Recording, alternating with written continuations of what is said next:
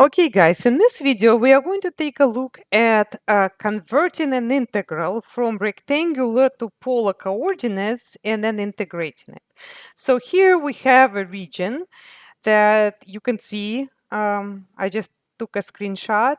Okay, and what we want to do is convert this integral, which is over y dA over this region. So the first thing you need to do is you need to know how to convert an integral from rectangular coordinates to polar coordinates.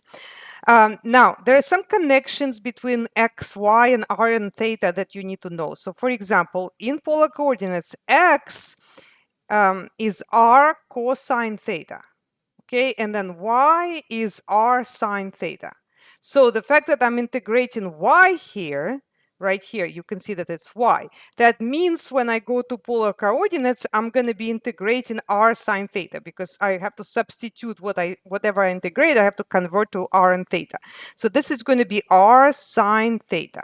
Okay, now in terms of the order of integration, I usually do dr d theta because these are not gonna, these limits just gonna be numbers. You just have to be consistent in terms of like these right here, the inner limits should be the r limits and the outside limits are the theta limits.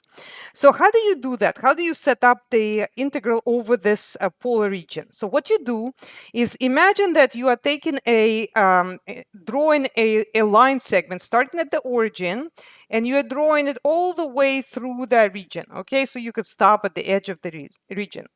What you're going to do, so basically you are fixing a theta, and as you fix the theta, fix the angle with the x-axis, you're now looking at how does the distance to the origin changes. Okay, so that you can think of it like being right here and then changing it all the way till the end of the region. So it'll start the distance over here, that would be that lies on the circle of radius 2, right? So that's going to be 2.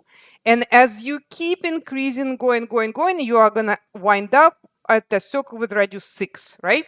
So that's how r will change. So r will change from 2 to 6.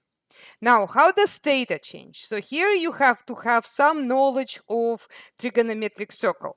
So if you think about how theta would change right here, over here, this is where, what angle is that with the x-axis? So this is your x-axis. So you can think of it as either negative pi over 2, or you can think about it as 3 pi over 2. So that'll go from 3 pi over 2 to 2 pi. Okay, so if you think this is it, so if you were to go ahead and just put here r sine theta, that's going to be actually marked as incorrect. I mean, I can try it and you will see that the computer is saying something's wrong. So the reason why it's saying that's wrong is because whenever you are converting from rectangular coordinates to polar coordinates, you have this extra term called the Jacobian. What this term means is that when you're converting from one set of coordinates to another, you have this extra term that seems like it comes out of nowhere, because y right here, we know where that comes from. Well, that just becomes r sine theta, right?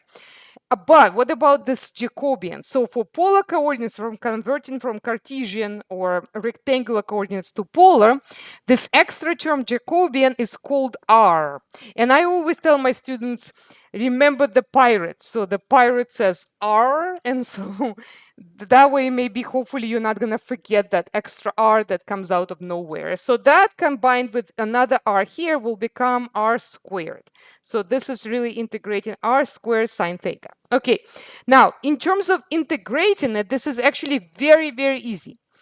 And I love polar coordinates because so many times you get an integral that's easy to compute.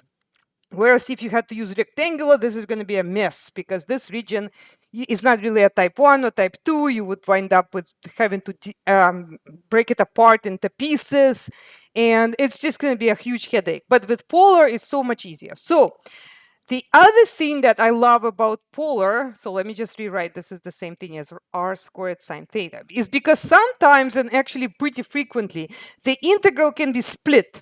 So let's review when is a double integral can be split into two integrals, so we just multiply them, right? So when does that happen? Two single integrals. Well, what happens is, first of all, the shaded limits should have only numbers. And of course, the outside limits are numbers anyway, but the inside limits sometimes are not numbers, but in this case they are.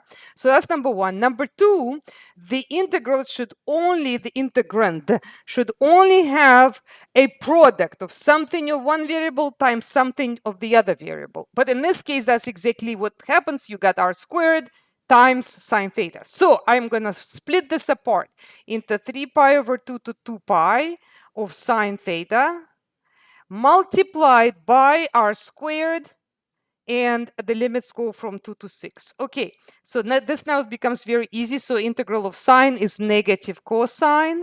Now I'm substituting 3 pi over 2 and 2 pi, and I'm multiplying that by integral of r squared, which is r cubed over 3, substituting 2 and 6.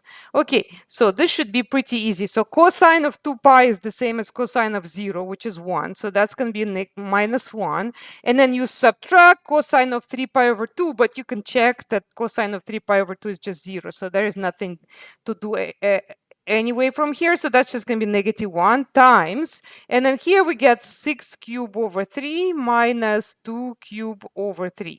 So you can compute that. That's going to be like 216 probably minus 8 over 3, whatever that is. But I think if I were to try to enter it like that, the computer may actually like it. So let's see. Let's see if that's okay. So I'll just enter it as negative 1 multiplied by a fraction. On the top, I'll put 6 cubed minus 2 cubed. And on the bottom, I just put 3. So if I need to format that maybe, but it doesn't look like it. It is the case. It looks like that's fine.